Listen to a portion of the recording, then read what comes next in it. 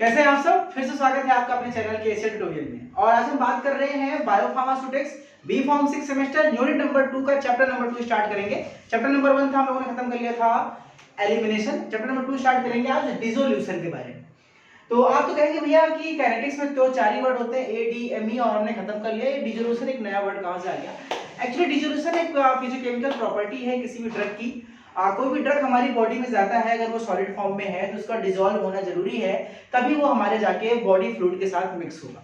तो डिसोल्यूशन एक प्रोसेस क्या है, इसको हम समझाएं। अगर आपको समझना हो तो इसका समझिए। जैसे मैं आपसे एक एग्जांपल लेता हूं, व्हाट इज द डिसोल्यूशन। देखिए अभी क्या हो रहा है कि मान लीजिए कि आपने एक ग्लास में पानी लिया, एक कांच के ग्लास में पानी लिया, और उसमें कुछ मॉलिक्यूल आपने डाल दिए शुगर के, चीनी के कुछ टुकड़े डाल दिए, और इसको ग्लास रॉड से डाल करके पानी को आपने हिलाना शुरू कर दिया। अब आप क्या देखेंगे कि जो चीनी, मान लीजिए कि पहले वो 1 ग्राम सॉलिड फॉर्म में था, वो धीरे धीरे धीरे चीनी के पार्टिकल छोटे होते जाएंगे, पार्टिकल छोटे होते जाएंगे, और करते करते करते करते पार्टिकल कुछ देर बाद डिसअपीयर हो जाएगा। वो कहाँ गया भैया, वो चीनी का पार्टिकल जो सॉलिड फॉर्म में था वो कहाँ गया, क्यों गायब हो गया। एक्चुअल में वो जो चीनी का सॉलिड फॉर्म में पार्टिकल था वो इस सॉल्यूशन के लिक्विड फॉर्म में कन्वर्ट हो गया। यानी कि किसी भी सॉल्वेंट के अंदर सॉलिड पार्टिकल का लिक्विड पार्टिकल में बदल जाना, चेंज हो जाना, दिस इज कॉल्ड डिसोल्यूशन। समझ आ गया।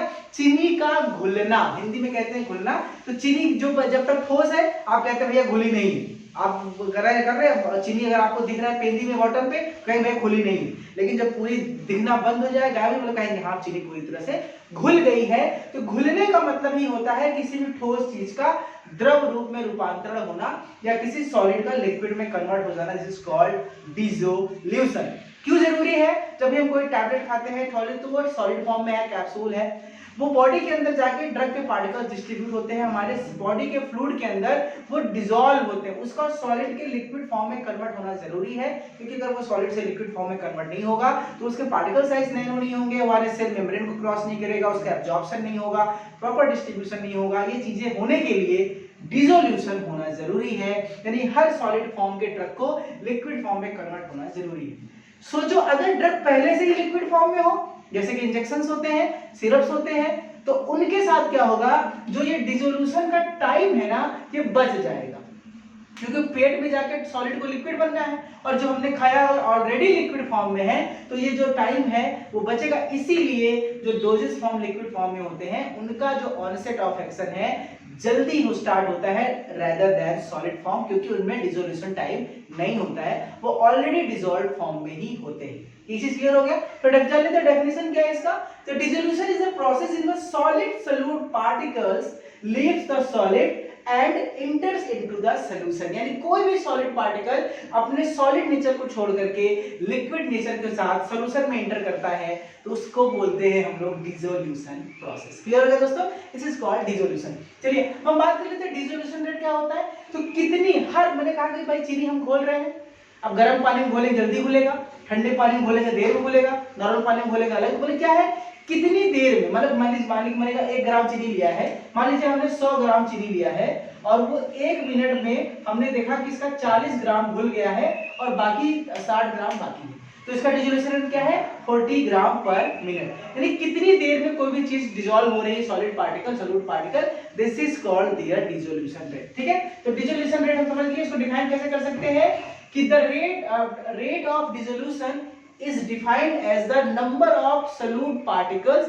convert into the liquid form in per unit time। per unit time जितना है उसी को rate of dissolution कहते हैं।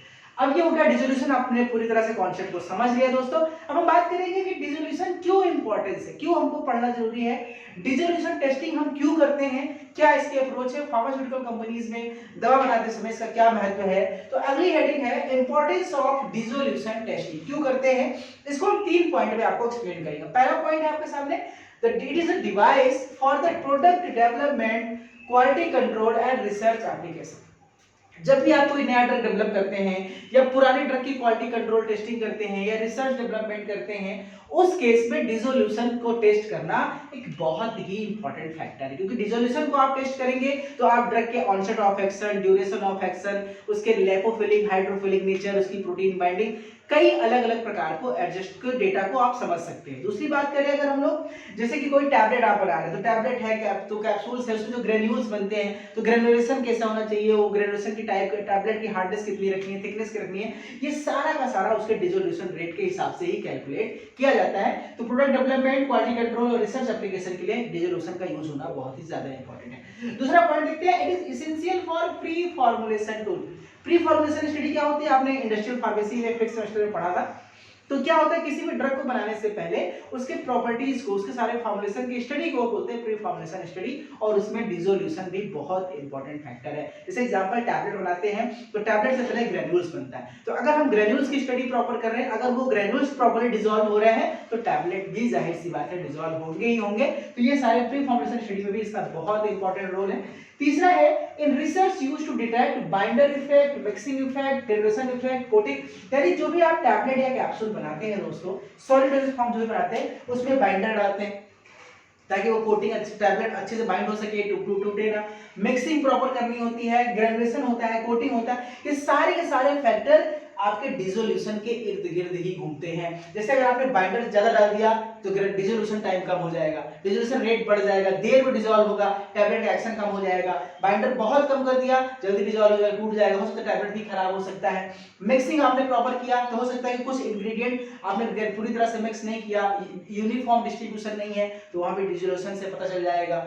ग्रेनुलेशन आपको बताइए, या कोटिंग में आपको बताइए, टैबलेट जो कैप्सूल टैबलेट्स की कोटिंग होती है 4 प्रकार की होती है, आपको पता है, शुगर कोटिंग है, आपका एंटेरिक कोटिंग है, और जो फिल्म कोटिंग है ना, और एक कोटिंग कौन सी होती है, ठीक है, ये देख लीजिए। तो ये 4 प्रकार की जो कोटिंग है, ये सारे के सारे जो डिफाइन करता है थैलेट कोटिंग, ये सब क्या है कि आपके जो भी डिसोल्यूशन रेट को ऊपर नीचे करते हैं। तो ये सारी स्टडी में डिसोल्यूशन रेट को हम डिटरमाइन करके इन सभी पैरामीटर की स्टडी कर सकते हैं। ये एक इंपॉर्टेंस है डिसोल्यूशन स्टडी में।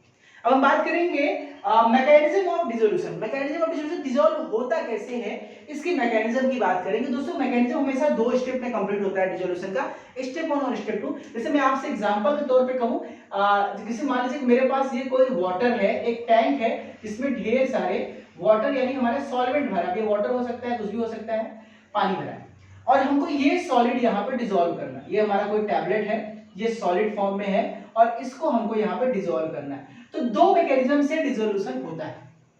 पहले मैकेनिज्म में क्या होगा, इसके चारों तरफ एक वाटर का एक जो इसके चारों तरफ का पानी है, यानी जो इस टैबलेट यानी सॉलिड फॉर्म के चारों तरफ जो पानी का भाग है, जो वाटर है, तो उस वाटर में धीरे धीरे इसके पार्टिकल टूट के जाएंगे और चारों तरफ थोड़ा थोड़ा पार्टिकल टूट के इसके चारों तरफ एक थोड़ा सा एक सर्कल बनाएंगे, या हम कह सकते हैं कि ऐसा एरिया बनेगा जिस एरिया में सॉलिड के पार्टिकल्स ज्यादा, यहाँ पे कम मिलेंगे आपको, लेकिन इसके चारों तरफ, क्योंकि जब टूटता है चारों तरफ फैलता है, तो आपको यहाँ पे ज्यादा मिलेंगे। पहले स्टेप में तो ये होता है। दूसरे स्टेप में जब इसके अंदर जो सॉलिड के पार्टिकल टूट टूट के अलग हुए हैं, वो पार्टिकल अगर इस फ्लूइड के अंदर, इस इंटरफेस पे अगर वो डिसॉल्व हो जाते हैं, तो उसके बाद वो रिलीज होते हैं कहां पे, बाहर के मीडियम में, यानी बाहर के सॉल्यूशन में। इस तरह से वो सॉलिड पार्टिकल पूरे सिस्टम में डिसॉल्व हो जाता है, यानी पहले अपने इंटरफेस के चारों तरफ डिसॉल्व होगा और डिसइंटीग्रेट होगा, फिर उसके बाद डिसॉल्व होकर का मिल जाएगा आपके बल्क सॉल्यूशन में जाके मिल जाएगा। ये डिसोल्यूशन के 2 स्टेप होते हैं। तो स्टेप 1 को क्या कह सकते हैं, the interfacial step in which solid state molecules become solvated, यानी इस इंटरफेशियल स्टेट में सॉलिड और लिक्विड के बीच, देखिए ये लिक्विड है ये सॉलिड है, इनके बीच एक इंटरफेस बनता है जिसमें सॉलिड के पार्टिकल्स क्या होते हैं, सॉल्वेटेड होते हैं। व्हाट इज द सॉल्वेटेड, जब सॉल्यूट सॉल्वेंट मिलके एक नया मीडियम बनाते हैं, दिस इज कॉल्ड सॉल्वेटेड। जहां पे सॉल्यूट पूरी तरह से घुला भी ना हो और सॉल्वेंट पूरी तरह से मिला भी ना हो, दिस इज कॉल्ड सॉल्वेटेड, ठीक है। और दूसरे स्टेप में transport of true dissolve molecule, जो मॉलिक्यूल यहाँ पे डिसॉल्व हो चुके हैं इनटू द बल्क सॉल्यूशन, अगर एक बार जो डिसॉल्व हो गया है वो बल्क सॉल्यूशन में जाके मिल जाएगा। ये 2 स्टेप में, बहुत ही साधारण 2 स्टेप में इसकी मैकेनिज्म होती है। तो आप देख सकते हैं कि the mechanism of dissolution involves 2 step, यानी पहली गेटिंग स्टेप 1 इसमें लिखेगा the interfacial step in which solid state molecules become solvated. फिर आगे इसमें लिखेगा अटैच करके, इन this phase, this is the first phase of dissolution, in this phase the solid particles covers with the interfacial liquids and the particles disintegrated and mix into that interface and they form a solvated layer, ठीक है, in which drug is not completely dissolved, ठीक है। फिर डालेंगे heading step number 2, transport of true dissolve molecule into the bulk solution. और now in this phase when the particles are dissolved into the interfacial solvated medium, then they moves into the bulk solution and then after completely distributed into the medium. ठीक है, ये हो गया। अब देखिए दोस्तों, अब ये तो नॉर्मल मैकेनिज्म। अगर आप सोचिए कि जब आप कोई, अब आपसे मैं सवाल पूछता हूं कि आपने गिलास में, एक गिलास में थोड़ी चीनी डाल दी और दूसरे गिलास में थोड़ी चीनी डाल दी। एक ग्लास को आप चम्मच से हिला रहे हैं और दूसरे ग्लास को आप चम्मच से हिला नहीं रहे, तो आप बताइए कि जल्दी कौन घुलेगा? तो ऑब्वियस सी बात है, सबको पता है कि जिसमें आप चम्मच से इसको रोटेट कर रहे हैं वो जल्दी घुलेगा। क्यों? क्योंकि जब आप इसको रोटेट करते हैं तो अभी क्या है, जब ये स्टैटिक है तो इसके चारों तरफ का जो इंटरफेसियल लेयर है, जिसमें इस इंटरफेस है, उसमें जो लिक्विड भरे हुए हैं वो कांस्टेंट है। लेकिन जब आप इसको रोटेट करते हैं तो ये लिक्विड बार बार चेंज होता रहता है। ये लिक्विड बाहर जाएगा, नया लिक्विड अंदर आएगा। जब नया लिक्विड अंदर आएगा तो सैचुरेट तो रहेगा नहीं, उसमें ड्रग और ज्यादा डिसॉल्व होंगे। तो लगातार मोशन के कारण डिसोल्यूशन रेट थोड़ा सा ज्यादा हो जाता है। तो ये स्टीयरिंग के साथ डिसोल्यूशन रेट थोड़ा हाई, तो लिख सकते हैं कि when the we use the dissolution process with continuous stirring then the rate of dissolution will be high. ये एक सिंपल सा मैकेनिज्म है। इसके 3 थ्योरीज हैं कि किस थ्योरी के अलग-अलग मैथमेटिकल थ्योरीज हैं, 3 या 4 थ्योरी हैं कैसे डिसोल्यूशन होता है। तो नेक्स्ट क्लास में हम डिस्कस करेंगे दोस्तों आपसे कि डिसोल्यूशन थ्योरी, ठीक है, नेक्स्ट क्लास में डिस्कस करेंगे हम लोग कि डिसोल्यूशन थ्योरीज क्या होती है और कितने प्रकार की होती है। पढ़ते रहिए, मस्त रहिए, खुश रहिए। Thank you so much. बात करेंगे हम लोग अब थ्योरी ऑफ डिसोल्यूशन की। कौन कौन सी थ्योरी है?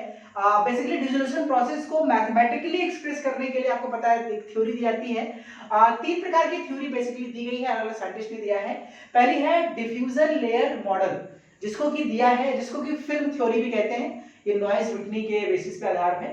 दूसरा है सरफेस रिन्यूअल थ्योरी, जिसको डैंकवर्ट्स और या पेनिट्रेशन थ्योरी भी कहते हैं। और तीसरी है लिमिटेड सॉल्वेशन थ्योरी। याद करिएगा 3 थ्योरी है।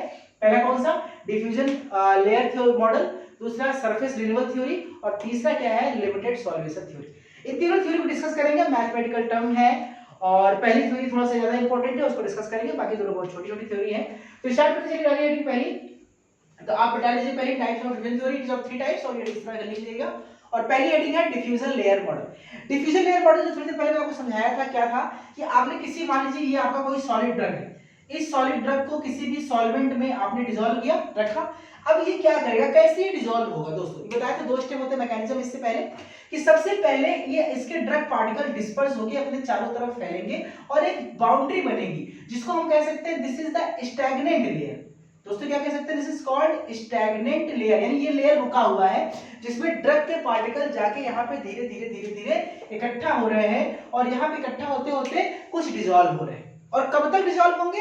जब तक कि सैचुरेशन नहीं आ जाएगा, यानी ये पूरी तरह से पार्टिकल्स फुल लिक्विड में डिसॉल्व हो जाएगा, सैचुरेट हो जाएगा। और उसके बाद सैचुरेट होने के बाद ये बाहर की ओर जाएंगे, जो कि बाहर क्या है? बल्क है। और ये जो पार्टिकल है ये इसको, इस स्टैग्नेंट लेयर को पार करके सेकंड स्टेप में बाहर निकलेंगे। ये मैकेनिज्म हम लोग सीख चुके हैं। तो ये थ्योरी कहती है कि जो रेट ऑफ, इसको दिया है साइंटिस्ट ने मेयर्स एंड विटनी ने, मेयर्स और विटनी ने बताया कि ये जो पूरा का पूरा कॉन्सेप्ट है किस पे डिपेंड करता है? It is the dc/dt equal to kCs - C। Cs क्या है? कंसंट्रेशन एट सैचुरेशन, यानी यहाँ पे जो ड्रग का कंसंट्रेशन है वो Cs है और इसके बाहर जो कंसंट्रेशन ड्रग का है वो C है। तो जाहिर सी बात है ड्रग का कंसंट्रेशन हमेशा Cs पे ज्यादा होगा और C में कम होगा। तो C is the concentration of bulk and Cs is the concentration of the saturation। और इसका माइनस इसका कर देंगे तो ये हो जाएगा कंसंट्रेशन में डिफरेंस, यानी कंसंट्रेशन ग्रेडियंट। तो थ्योरी क्या कहती है? थ्योरी कहती है कि dc/dt equal to kCs - C, जहां पे k क्या है? आपका डिसोल्यूशन कांस्टेंट है, dc/dt is the rate of dissolution, Cs is the saturation concentration, C is the concentration of bulk और Cs - C का मतलब होगा कंसंट्रेशन ग्रेडियंट, कंसंट्रेशन का डिफरेंस। तो ये थ्योरी क्या कहती है? इसका हिसाब से जो रेट ऑफ डिसोल्यूशन है वो डायरेक्टली प्रोपोर्शनल है Cs - C, यानी कंसंट्रेशन ग्रेडियंट। यानी इस लेयर और इस पर, यानी इस लेयर के अंदर जो ड्रग पार्टिकल है और इसके अंदर जो सॉल्यूट पार्टिकल है, इन दोनों के बीच जितना ज्यादा डिफरेंस होगा, जितना ज्यादा कंसंट्रेशन ग्रेडियंट होगा, उतना ज्यादा ही रेट ऑफ डिसोल्यूशन होगा। क्यों? उतना ज्यादा ही पार्टिकल्स बाहर की तरफ मूव करेंगे और डिसॉल्व होंगे। तो ये थ्योरी साफ साफ किस पे? डिफ्यूजन लेयर मॉडल का मतलब है कि जो डिफ्यूजन लेयर बन रही है स्टैग्नेंट, उस लेयर का कंसंट्रेशन और बल्क के कंसंट्रेशन के बीच जो कंसंट्रेशन डिफरेंस है वो डायरेक्टली प्रोपोर्शनल है dc/dt के और इसी पे डिपेंड करता है। तो आप इसको क्या लिख सकते हैं, स्टार्ट कर सकते हैं diffusion layer model. This model is based on the formula of Myers and Whitney concept. ठीक है, नेक्स्ट पॉइंट क्या लिखेंगे, इन दिस मॉडल कि when any drug dissolve into the solvent then they form a stagnant diffusion layer around the solid drug. ठीक है, and the concentration of that drug is called saturated concentration CS, and the concentration outside the drug which bulk solution is C, and how was the and according to this concept how much that there is a difference in the concentration gradient between CS bulk and diffusion layer, the rate of dissolution will be high. For example, for equation dc by dt is equal to k CS minus C, where dc by dt rate of dissolution, k is equal to dissolution constant, CS is equal to concentration of bulk solution, saturated solution, C is concentration of bulk solution, and CS minus C is equal to concentration gradient. ठीक है, आगे लिखिएगा, and according to this concept the rate of dissolution is directly proportional to the concentration gradient. ये एक पूरा का पूरा concept है। अब इस कॉन्सेप्ट में बाद में साइंटिस्ट आए, उनका नाम था ब्रूनर। अब इसको ध्यान से समझिएगा, ब्रूनर एक साइंटिस्ट आए, उन्होंने क्या बताया, ब्रूनर ने इस फॉर्मूले को थोड़ा सा मॉडिफाई किया। उन्होंने कहा कि चलो इस फॉर्मूले को थोड़ा सा मॉडिफाई करते हैं, कुछ और चीजें देखते हैं। उन्होंने कुछ चीजें बढ़ाई। उन्होंने जैसे कहा, यहाँ की एक चीज मैं आपको बता दूं, उन्होंने एक चीज कुछ कहा, उन्होंने कहा ये जो डिफ्यूजन लेयर है, देखिए ड्रग है और ये डिफ्यूजन, इसकी बीच की जो थिकनेस है ये भी एक बहुत इंपॉर्टेंट फैक्टर है। उन्होंने कहा इसको हम डिनोट करेंगे H से। H क्या है, इसका थिकनेस। कहा ये एक बहुत बड़ा फैक्टर है। और जो चारों तरफ का वॉल्यूम है V, वॉल्यूम भी एक बहुत बड़ा फैक्टर है। इसके साथ साथ उन्होंने बताया कि इसका जो डिफ्यूजन कोएफिशिएंट और सरफेस एरिया, कि ड्रग का पार्टिकल कितना, ये जो ड्रग है ये कितना सरफेस एरिया कवर कर रहा है, ये भी डिपेंड करेगा। तो उन्होंने इस फार्मूले को थोड़ा सा मॉडिफाई किया। देखिए dc by dt equal to CS minus C, ये तो कौन बराबर है, इन्होंने इस k को कन्वर्ट किया और यहाँ पे K2 रखा, K2 ds अपॉन VH। एक नया फॉर्मूला डेवलप किया, dc by dt equal to K2 ds upon VH CS minus C। अब आपको क्या देखिए कहां क्या क्या, dc by dt equal to क्या है, dissolution constant, rate of dissolution, K2 equal to dissolution constant, D क्या है, D is the diffusion constant, कि ये डिफ्यूजन लेयर से ड्रग कितनी तेजी से किस रेट से बाहर जा रही है, डिफ्यूजन कांस्टेंट। S क्या है, सरफेस और area of that drug, V क्या है, volume of the bulk, H क्या है, thickness of the diffusion layer, क्या थिकनेस है, ठीक है, और CS minus C is the concentration gradient. अब इसको कैसे एक्सप्लेन कर सकते हैं, तो इसको उसमें जो रेट ऑफ डिसोल्यूशन है दोस्तों इस फार्मूले से, वो D के डायरेक्टली प्रोपोर्शनल है और S के डायरेक्टली प्रोपोर्शनल है। यानी कि जितना ज्यादा रेट लेयर ड्रग बड़ा होगा, इस ड्रग का सरफेस से जितना ज्यादा बड़ा होगा, वो उतनी तेजी से घुलेगा, यानी उसका डिसोल्यूशन जो रेट ऑफ डिसोल्यूशन है उतना हाई होगा।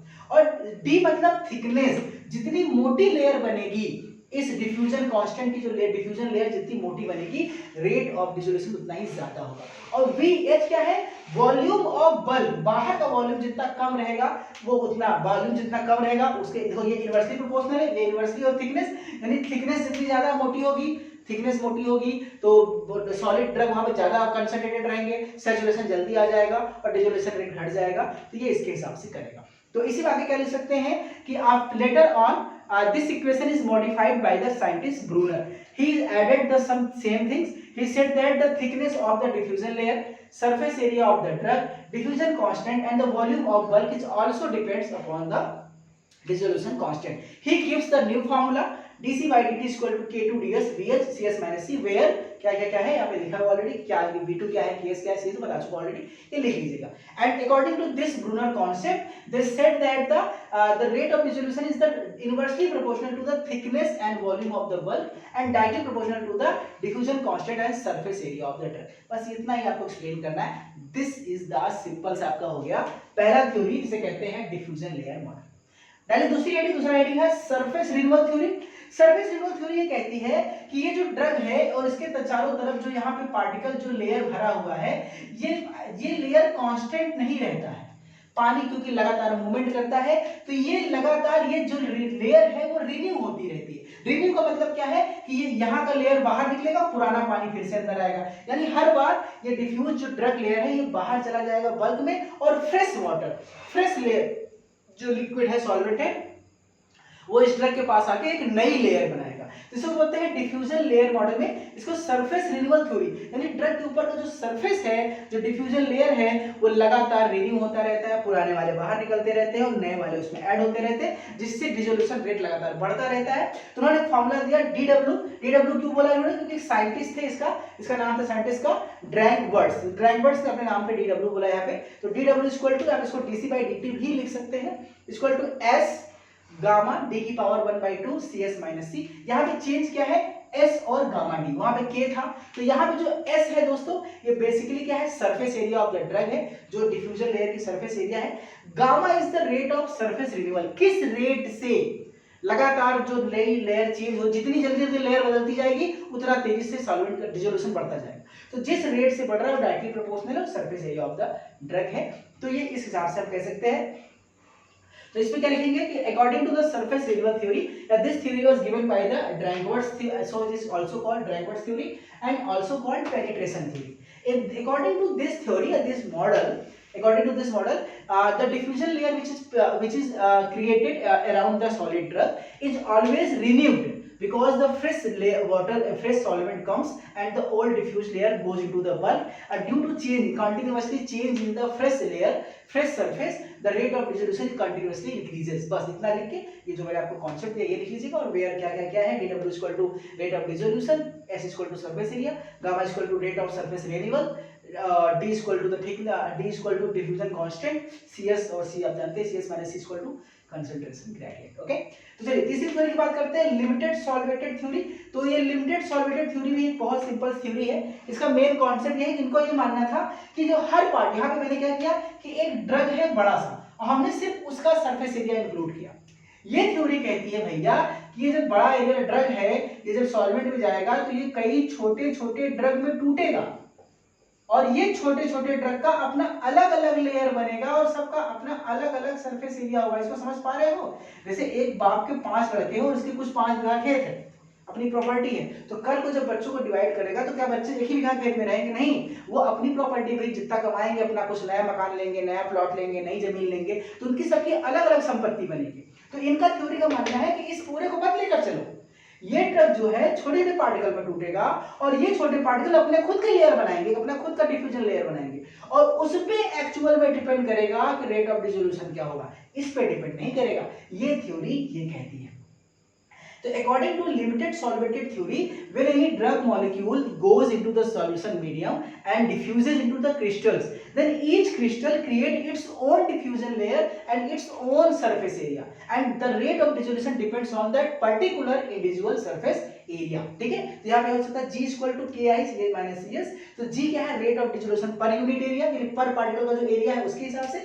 KI क्या है? इफेक्टिव इंटरफेसियल ट्रांसपोर्ट और कांस्टेंट, और CS minus C equal to concentration gradient. ये एक सिंपल सी थ्योरी है, यहाँ से आप इसको देख के लिख सकते हैं। तो दोस्तों हम लोगों ने मैकेनिज्म खत्म कर लिया, थ्योरी खत्म कर लिया। मिलते हैं आपसे नेक्स्ट लेक्चर में एक नए टॉपिक के साथ। Thank you so much, take care.